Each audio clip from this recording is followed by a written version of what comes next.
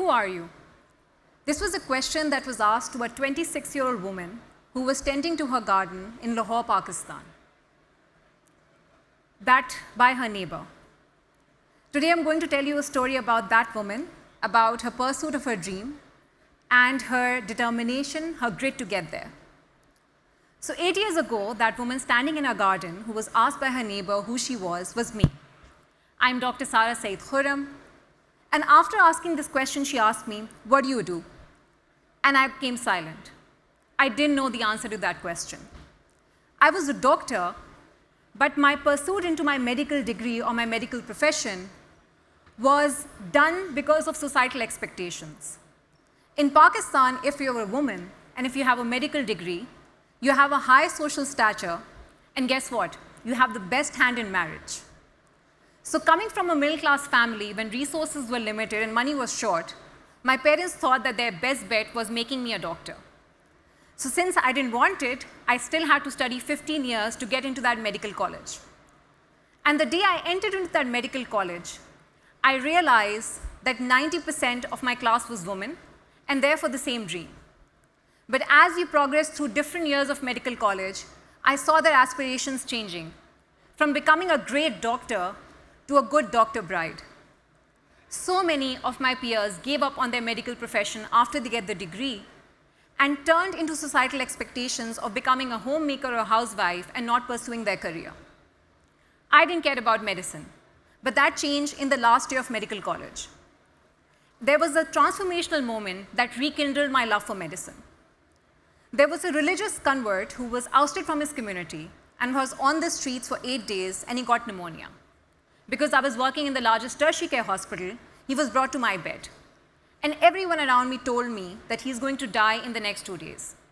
But looking at him, I realized that I had a superpower that he didn't have. I was a doctor, and I could save his life. So for the next 2 years, next 2 weeks, I studied every book there was on pneumonia. I talked to every doctor I could find.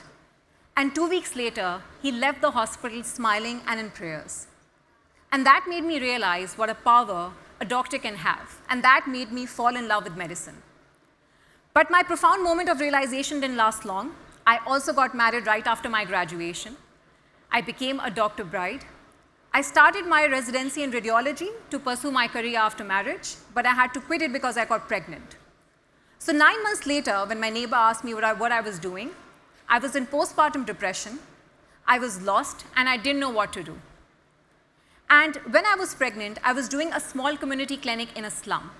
So a few days later of this question, the nurse from that community clinic in Karachi called me, and between Karachi and Lahore, there's a 1,200-mile distance. She called me and she said that she couldn't find a replacement for me in that hospital. So can I do a remote consultation? And I started doing consultations on call. And so to see the patient better, we converted to video calls. And that gave me an instant realization that if I'm in Lahore and she's in Karachi and I can consult from my home, why can't we create a network of doctors that can do that across Pakistan? And that's what led to Sehat Kahani. Sehat Kahani means story of health, and was written to change many health stories in Pakistan. It's a network of female doctors that come together, consult from their homes, and provide consultations to patients across Pakistan using a chat, audio, and video consultation platform. So I found my purpose as a doctor. But what came forward was the hurdle that I faced. At 26, a doctor coming from a middle-class family, I had no business knowledge, I had no financial knowledge, I had no entrepreneurial knowledge. My family thought what I was going through was a mixture of postpartum depression, boredom, and obsession turned into one to prove myself. And very honestly, I myself did not know if I could do it. A few days later, I participated in a startup competition. It was between 10 countries, and the award money was $25,000. Coming from Pakistan, this was my first solo trip as a woman.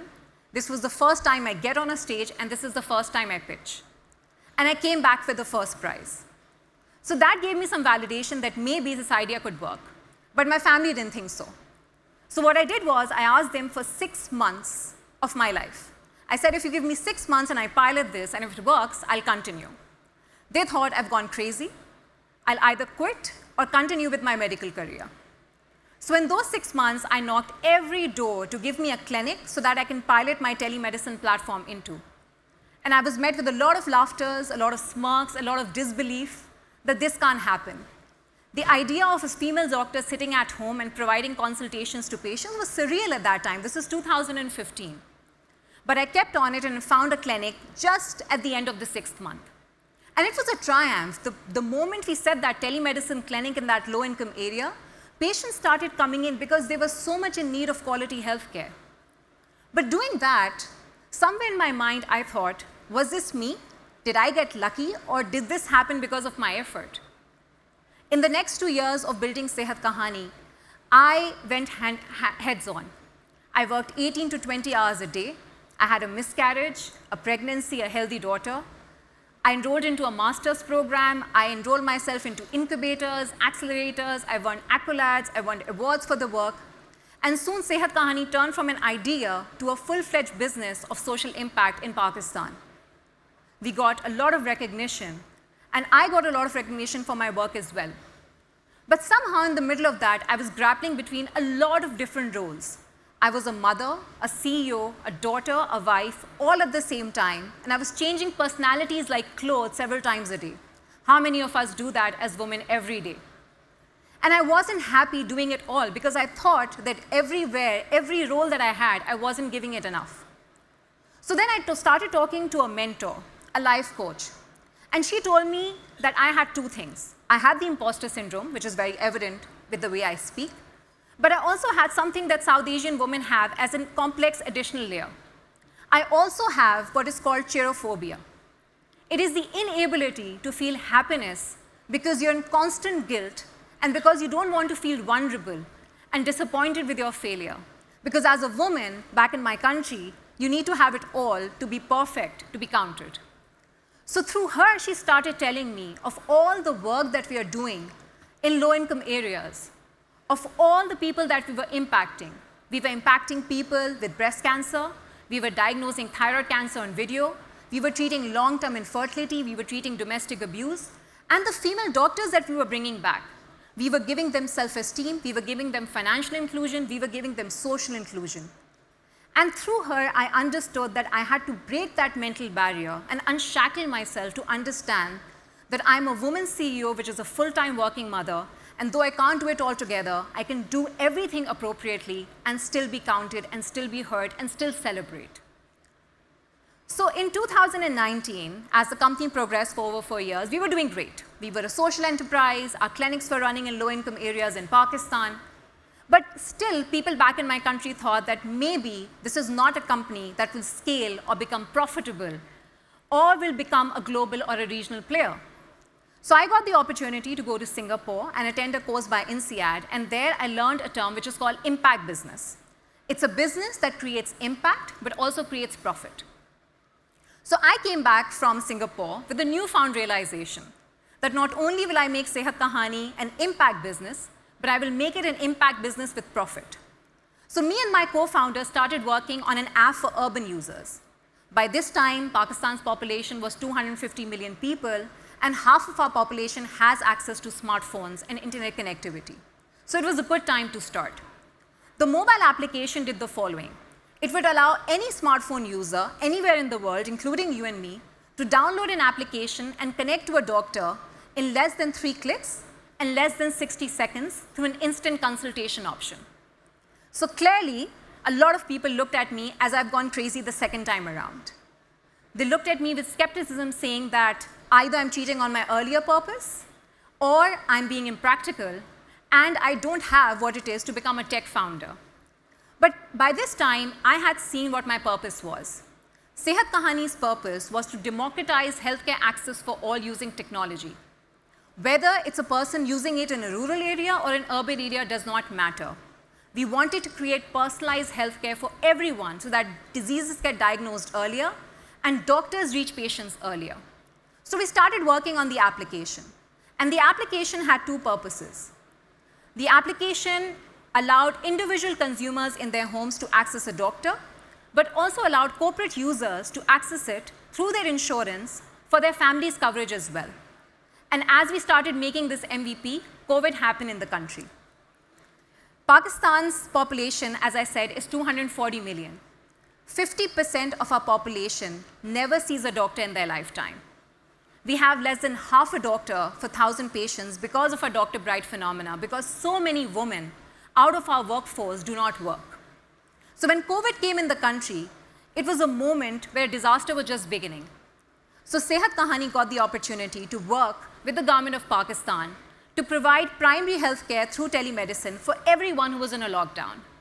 And that created a disruption. In the next 3 months, we have thousands of patients using our mobile application, coming to our clinic, and many corporates using our service for their employees and family benefits. As we stand here today, Sehat Kahani has become the leading telemedicine platform in Pakistan. In low-income areas, we have 65 e-health centers where rural patients who've never been to a doctor come into our clinic and get treated by a nurse, and through a nurse, they connect to an online doctor. In the urban market, we have 1.5 million users. We are the leading corporate insurance payer. We are providing insurance services of OPD to 750 corporates, and we have 1.5 million users on our app. In all, we have provided consultations to 2.5 million people. And this is just the beginning. Now, Sehat Kahani is also launching into the MENAP region to take ourselves not only regional, but one day global. So as I stand here today, and as I look in myself and ask myself the question, who am I? I say I'm a female founder, I'm a doctor, I'm an entrepreneur. But I'm also a woman who decides for herself what she wants and sees herself in her eyes and through what she wants to become, rather than what society aspired her to become. And I urge you all to take this away, take this one key moment away in your life. Whenever you stand in the mirror, as a founder, as a leader, as a politician, as a bureaucrat, as anyone who's trying to make a change, whenever you look in the mirror, ask yourself the question, who do you want to be? Not like how society aspires or molded you to be. Thank you.